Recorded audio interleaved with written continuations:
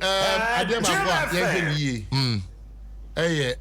bloggers for no. Okay. We appreciate them. We acknowledge them. We think that it's a profession which when it is done well, I contribute to media dissemination of information. Baby, yeah. But the fact that you're a blogger doesn't mean you need to blog and blog unnecessarily. Yeah. Me didn't make a way answer, especially that exclusive interview. Yeah. On the gym instructor, Tantra Hill. On the gym instructor, and even before I get to the bloggers, no, on my way, say, oh, yeah, de, and I say, only panting chairs, and Sema, you can't some, you can't a foul, you can't say, I want Tiasi, you can't some. Titru, oh, Yarim Pemukrano, and I say, import Tiasi, no one was.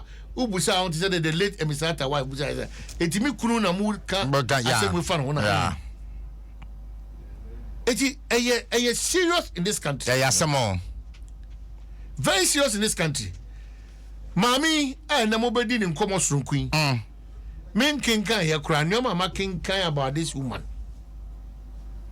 Yeah, bloggers ya o mama kan sema to sema go yeah bloggers ya aso asem ne ba bi ehia no and I watch yeah bloggers yao eti mesre